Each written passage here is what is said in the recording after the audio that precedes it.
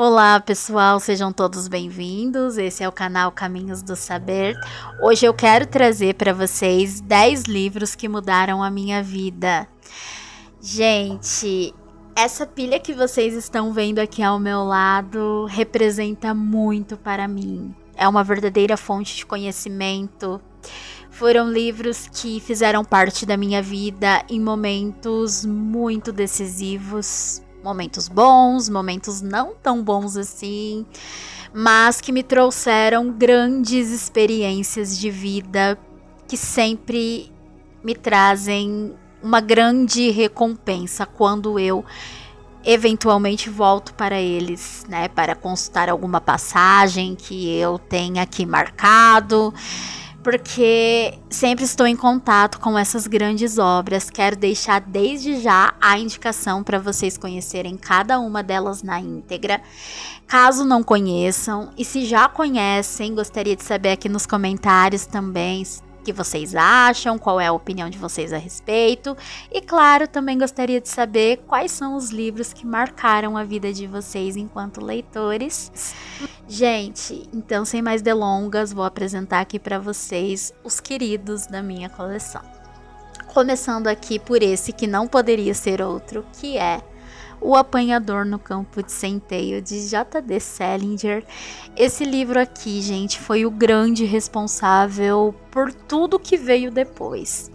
Foi através dele que eu realmente me tornei uma leitora mais crítica, uma leitora também sempre em busca de conhecer coisas fora da minha zona de conforto. Ele foi o responsável também por quebrar aqui todo aquele receio que eu tinha de encarar e ler os clássicos. Então, depois da leitura dele, eu me identifiquei tanto e gostei tanto que eu decidi ser uma leitora mais disciplinada e que a literatura sempre faria parte da minha vida desde então. Gente, é com muito carinho que eu falo desse livro, pois a jornada aqui do Holden me marcou muito. No momento em que eu li esse livro, eu também estava passando por uma fase de transição. Eu não era tão jovem quanto aqui o personagem, mas eu já tinha lá por volta dos meus 24 anos quando eu li pela primeira vez. Mas, de certa forma, tudo que o Holden estava passando fez tanto sentido para o que eu estava passando na minha vida. Aquela coisa de buscar o seu próprio caminho nesse mundo, de buscar uma autenticidade em meio a um mundo que te é inexplicável, que muitas vezes te parece sem sentido, que muitas vezes te parece um mundo falso. Então, enquanto o Holden ia passando por esses caminhos, passando por essas experiências, rompendo com todo o resto, eu ia refletindo muito sobre mim mesma e sobre as decisões que eu tinha que tomar. Então ele me deu muita coragem, né? É um livro extremamente poético também, só que ele é muito melancólico, ele tem uma densidade, ele tem uma melancolia que muitas vezes acaba deixando a gente em um estado um pouquinho depressivo, eu posso dizer.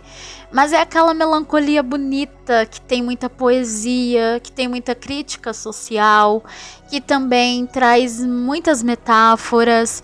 É um livro que eu sempre estou em contato, sempre revisitando os meus trechos favoritos e sou sempre muito recompensada. Quero fazer uma menção honrosa aqui, né?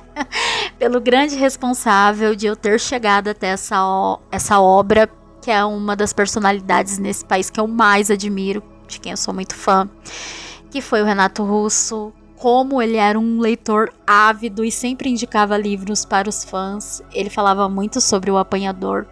Então, quando eu vi que esse era um livro importante na vida dele, eu decidi ler também e entendi muito do que ele passava nas canções através dessa leitura. Então, esse aqui foi a grande porta de entrada para os clássicos. Embora eu já fosse uma leitora, desde os meus 8 anos de idade, eu tinha muito receio de adentrar ao mundo dos clássicos.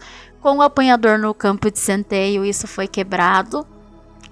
E hoje estou aqui com esse modesto canal no YouTube falando sobre livros e indicando ele para vocês. Eu sei que muitos não gostam. Holden Caulfield é aquela coisa, ame-o ou deixe-o. Não sei ali se ele é um meio termo para alguém, mas todas as pessoas que eu ouço falar deste livro ou o amaram apaixonadamente ou detestaram fortemente. Então ele é aquela coisa, é claro que eu sou do time dos que o amaram e que o amam. E assim, gente, é isso, tá? Não posso dizer de outro, primeiramente, que não fosse ele. Os outros que eu vou mostrar aqui, gente, não tem muito ranking, assim, de importância, porque todos têm um significado na minha vida da mesma forma, tá?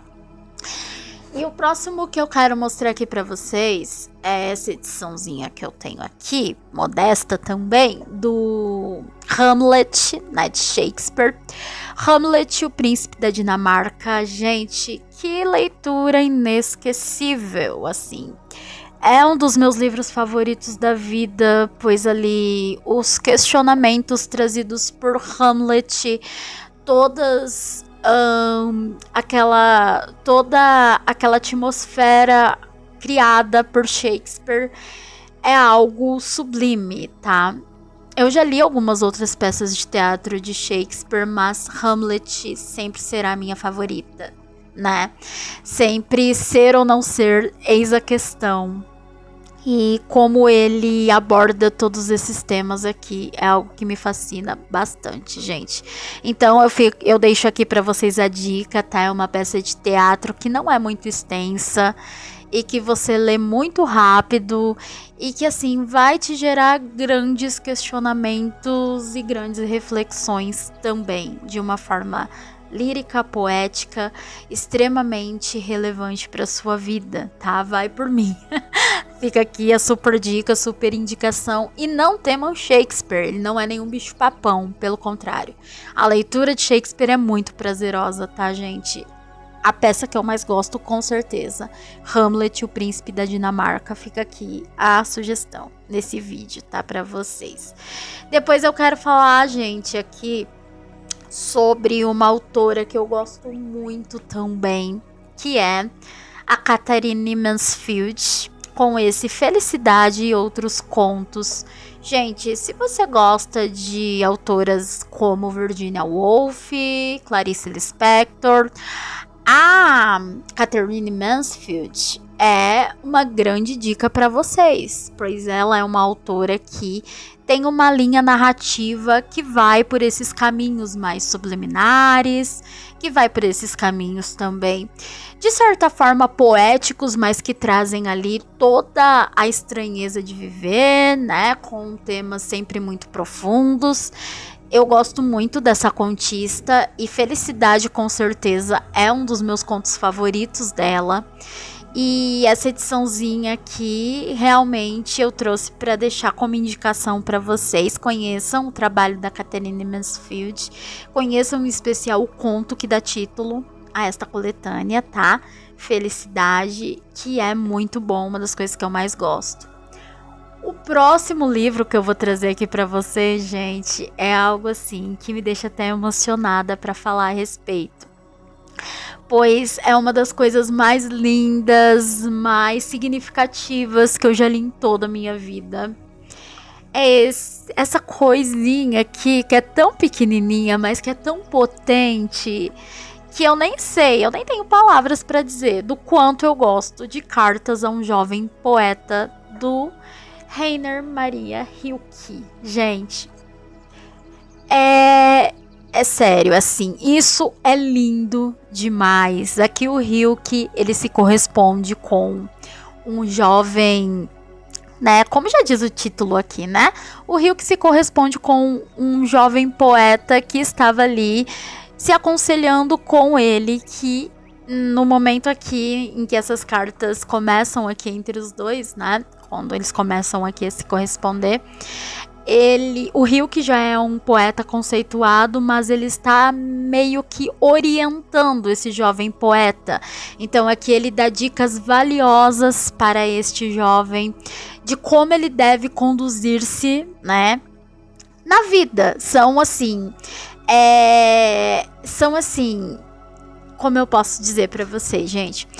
Esse livro, ele traz assim dicas valiosas pra vida, como se fosse um mentor, né, intelectual que estivesse ali guiando os passos do seu pupilo, para que assim ele consiga ter uma vida com mais qualidade, né, com menos ambição e com mais prioridade à poesia, né, as formas belas de arte, de expressão. Então aqui é uma ode ao viver realmente, e viver de uma forma menos materialista e mais voltada para questões espirituais. E quando eu falo aqui de questões espirituais, gente, não estou dizendo de questões religiosas, porque aqui não é nem mencionado o quesito religião, mas são questões que falam ao espírito, à alma. Então, é um livro maravilhoso, com dicas que o Rio que dá a esse jovem poeta, que podem ser aplicadas nas nossas vidas também. E é incrível aqui esse livro, eu sempre volto a ele e me recompensa muito, gente. Agora eu quero trazer aqui um brasileiro, tá, gente? Porque neste canal falaremos muito sobre literatura brasileira também. Então eu quero trazer o meu poeta, que eu, assim, muito ousadamente, né, peguei para mim, assim, como sendo o meu poeta preferido brasileiro, que é aqui o Carlos Drummond de Andrade. Deixa eu mostrar aqui pra vocês esse livrinho, Sentimento do Mundo, este pequeno grande livro, tá? Eu tenho uma outra coletânea dele aqui que é mais completa, porém eu trouxe o Sentimento do Mundo, pois esse daqui, gente, foi o responsável por tudo no quesito Drummond, tá? Eu conheci o Drummond através desse pequeno livro, eu me apaixonei pelo Drummond através dele, então eu quero dar as devidas honras ao Sentimento do Mundo. E eu fui ler muito despretensiosamente, sem saber muito o que esperar. Conhecia, claro, né, toda a fama em torno de Drummond e já havia visto alguma coisa sobre ele também na época da escola, mas quando eu comprei esse livrinho aqui numa promoção de uma feira literária que teve, que foi até no Submarino na época, quando eles faziam aquelas promoções bem boas há uns anos atrás, que eu nem sei como é que tá hoje. Mas quando chegou e eu devorei isso aqui, eu fiquei maravilhada. O Drummond, ele trouxe para mim um outro entendimento sobre poesia. Antes do Drummond, eu achava poesia uma coisa meio piegas, aqueles poemas de amor meio superficiais, não me atraíam muito, de alguns outros poetas que eu conhecia. Mas aqui o Drummond fez com que eu me apaixonasse, com que eu conhecesse uma outra vertente da poesia, que é aquela questão voltada mais para o social. É claro que o Drummond também é um poeta que fala de amor, mas eu gosto muito dos poemas sociais do Drummond. O meu poema favorito dele, posso dizer, que é O Nosso Tempo. É algo assim que é lindo demais. Gente, leiam O Nosso Tempo, tá? O poema do Drummond aqui e A Flor e a Náusea são os dois que eu mais gosto dele, que realmente ele entra de sola na questão social, que tem, assim, uma grande importância também na minha vida. Deixa a dica aqui pra vocês desse grande poeta, tá? Leiam Drummond, conheçam Drummond, vamos, por favor, nos inundarmos com os poemas dele, porque assim a nossa vida com certeza vai valer a pena um pouquinho mais, tá? Já digo isso pra vocês. Outro poeta que eu gostaria de trazer pra vocês, e o livro dele que eu escolhi é esse aqui. O Livro do Desassossego, do Fernando Pessoa.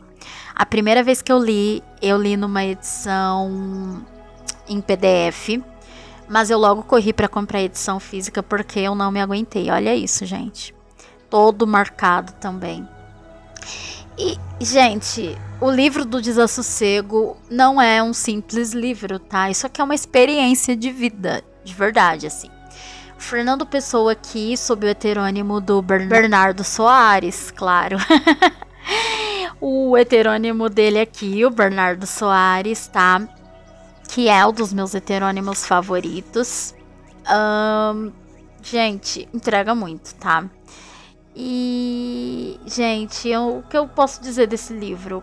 O que eu posso dizer é que ele é delicado, poético, filosófico, ele aquece o coração da gente. E aqui o Fernando Pessoa, sob o heterônimo do Bernardo Soares, ele vai falar sobre diversos assuntos diferentes. Então, pensa aí em qualquer assunto, sei lá, sobre a vida, sobre a morte, sobre o universo, sobre os relacionamentos, ele vai falar aqui. Então, assim, é uma fonte de conhecimento, de sabedoria. E ele vai falar sobre tudo aqui com muita propriedade, né? Com muita verdade e com muita poesia. Então, como eu não vou amar isso aqui? Vou amar eternamente. A prova é que ele está aqui todo sublinhado, todo marcado de flags e também com anotações escritas. E é isso, gente. Eu só tenho a dizer o meu amor por essa obra. Bom, gente, o próximo aqui é também de uma escritora brasileira, que é a Clarice Lispector. Este pequeno grande livro, volto a repetir, A Hora da Estrela. Gente, eu não tenho como deixar isso aqui de fora dos livros da minha vida, porque esse é o livro da Clarice que com certeza eu mais gosto. Eu já li a obra completa dela, mas A Hora da Estrela sempre me arrebata de um jeito diferente dos outros, não tem como. A história da Macabea é uma história que todos precisam ler, que todos precisam conhecer. É claro que eu acredito que em algum momento das nossas vidas, enquanto brasileiras, nós já conhecemos alguém com as características de Macabea. E isso é o mais impactante dessa obra, a pungência da realidade, a crítica social que a Clarice faz. Esse é um livro cru, este é um livro muito difícil do ponto de vista psicológico e das questões que ele aborda, mas ele é um livro extremamente necessário. Inclusive, um dos títulos, né, que ela coloca aqui é o direito ao grito, porque isso aqui é um grito rasgado da alma de uma escritora que era engajada já ali no seu tempo e que via que a questão social brasileira era uma realidade que precisava ser falada a respeito. E que ela se presta a esse papel aqui neste livro grandioso, tá? É pôr o dedo na ferida, é falar sobre o que estava acontecendo, é falar sobre o que está acontecendo, na verdade, até hoje, porque esse livro ainda é atual, tá? Embora escrito há tanto tempo, ainda permanece atual. Acho que todos esses que eu trouxe, eles são também atemporais. Por isso tem, né, essa nomenclatura de clássicos, porque seus temas nunca deixam de ser relevantes para a sociedade. A Hora da Estrela é um deles. Conheçam, leiam Clarice. Se puderem escolher só um livro dela para ler, eu indico esse. É claro que já vou avisando, não vai ser uma leitura confortável, pelo contrário, ela é uma leitura reflexiva. E fica aqui a dica desse livro para vocês. O próximo que eu vou trazer aqui, gente, é um livro muito especial para mim, que é aqui, deixa eu mostrar para vocês, que é esse aqui, tá? No Caminho de Swan, de Marcel Proust. É o primeiro volume do Em Busca do Tempo Perdido, e olha a situação disso aqui, tá? Todo marcado. Eu trouxe só o primeiro volume porque, gente, eu me propus aqui a trazer apenas um título de cada autor. E esse aqui foi a porta de entrada. Eu já li os 7 volumes, sim, no ano de 2016 e 2017. Eu me coloquei esta missão de ler Em Busca do Tempo Perdido e consegui concluir com êxito, gente. Consegui. Eu me orgulho de ter finalizado esta empreitada e de ter saído diferente dela. Gente, isso aqui é de um lirismo, isso aqui é de uma beleza, isso aqui eu sei que é uma narrativa longa, é uma narrativa um pouco complexa. Eu, quando não estava acostumada com o modo narrativo do Marcel Proust, realmente estranhei bastante. Mas como tudo na vida, depois que a gente vai pegando a prática, vai pegando o jeito, torna-se muito mais fácil, muito mais prazeroso. E eu acho que a gente tem que passar por algumas dificuldades, entre aspas, enquanto leitores, para sermos recompensados no final. Eu acho que o Proust não tinha essa proposta de ser assim um escritor de fácil leitura. Eu acho que ele exige muito tempo, concentração, dedicação, mas ele te recompensa muito no final de tudo. Gente, isso aqui é tão bonito, isso aqui é tão real, é sobre o tempo de vida do homem na Terra e de seus amores e de suas dores e de todas as pessoas que fazem parte desse processo de vida, dessa evolução desse personagem e de como o tempo é implacável para todos eles, assim como é implacável para nós. Isso aqui é sobre a vida, gente. É uma grande escola e eu me sinto muito honrada, eu me sinto muito privilegiada de ter tido acesso a essa obra, de ter lido isso aqui, de verdade mesmo. Eu quero revisitar em algum momento da minha vida. É claro que é uma obra de muito fôlego, não no momento, mas futuramente pretendo sim reler toda essa saga do jovem Marcel e Em Busca do Tempo Perdido de Marcel Proust, tá? O próximo, gente, é um amor tão absoluto que eu tenho por essa obra, que chega até a aquecer o coração só de olhar para ela aqui na minha pilha, e quando eu olho para ela aqui na minha biblioteca, e muitas vezes eu me recordo assim da experiência que eu tive em ler esta obra, já começa a aquecer o coração mesmo, porque eu amo demais isso aqui. É este calhamaço, A Montanha Mágica de Thomas Mann, que foi o primeiro grande livro, grande em proporção, grande também em genialidade, grande em todos os sentidos, gente. Esse aqui é muito especial para mim. Gente, A Montanha Mágica é um monumento da literatura mundial. Eu sei que no mundo de hoje, né, na vida que estamos vivendo, é tudo muito rápido, é tudo muito corrido, a vida cobra muito da gente, né, a falta de tempo, eu sei de tudo isso. Eu sei que quando eu li ele, eu tava num outro momento de minha vida, onde eu ali não tinha tantas obrigações quanto hoje.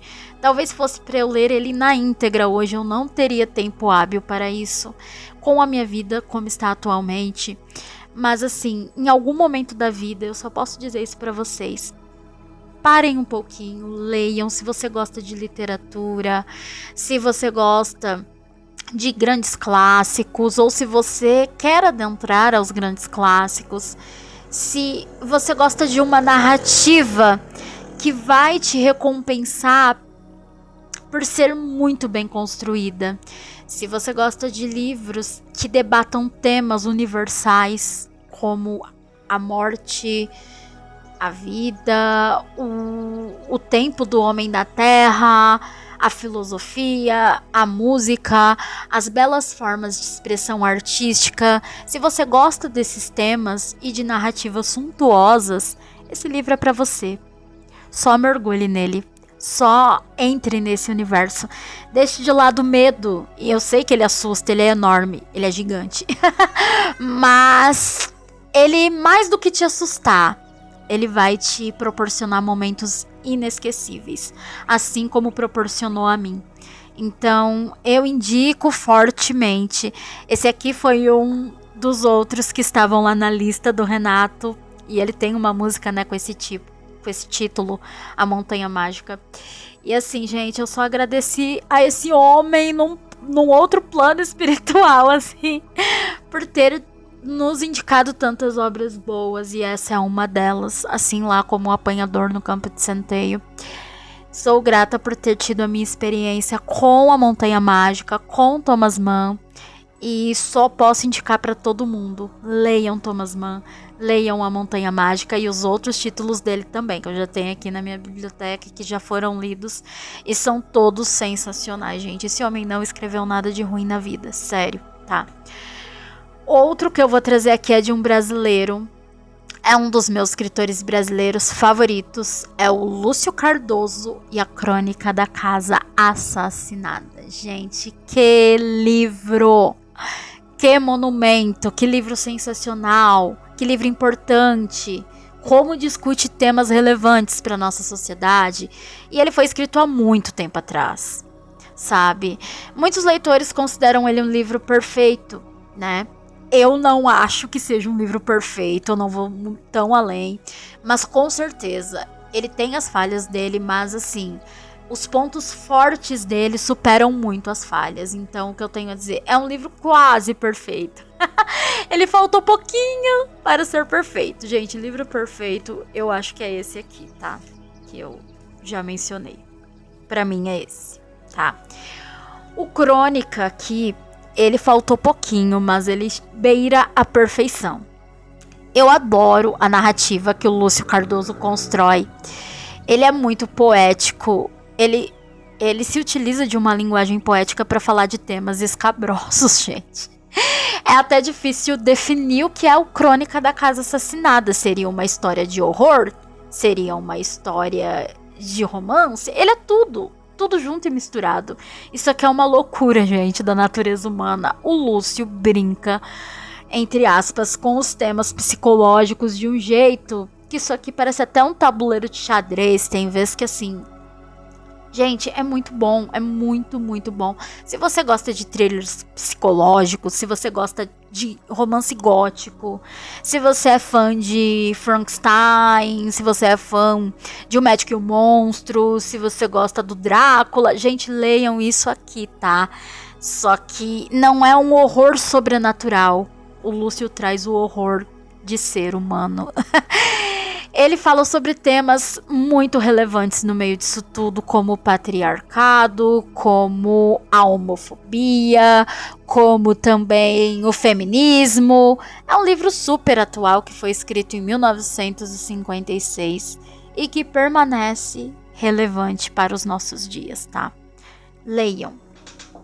Gente, para finalizar aqui, eu vou trazer um outro calhamaço que eu li há alguns anos atrás. De um russo, que pra mim é o russo dos russos. É o meu russo favorito. Eu gosto muito do Tolstói, mas aqui Dostoiévski com Os Irmãos Karamazov. Olha a situação do meu exemplar. Só que por essas marcações vocês já conseguem ter uma ideia do quanto eu gosto desse livro, do quanto ele é importante pra mim enquanto leitora. E é o meu Dostoiévski favorito, tá? Ele não foi a minha porta de entrada pro Dostoiévski. Eu conheci ele com o Crime e Castigo, quando eu li o Crime e Castigo, mas não tem jeito. Os Irmãos Karamazov é a minha obra favorita dele. E quando eu falei ali de livros perfeitos e citei A Montanha Mágica, sim, A Montanha Mágica é. Mas Os Irmãos Karamazov também é um livro perfeito. Gente, isso aqui é maravilhoso. E mais uma vez, se você gosta de leituras mais psicológicas e de discussões familiares, aqui é um livro certo para você. Perca o medo dos russos, perca o medo dos clássicos, de novo eu digo, gente. Leiam e vocês vão gostar muito disso aqui, também como eu gostei. Muito obrigada se você me acompanhou até aqui, se gostou desse conteúdo, se identificou com alguma experiência que eu mencionei aqui nesse vídeo, ou até mesmo se gosta desses livros, se está pensando em ler algum deles. Eu convido você a conhecer mais aqui do meu trabalho na internet, né? Seguir esse canal, compartilhar com os seus amigos, se inscrever também, comentar. Então fique à vontade, que esse espaço aqui é nosso e que a gente possa revolucionar realmente a sociedade através da cultura. Muito obrigada, gente, você que me acompanhou até aqui.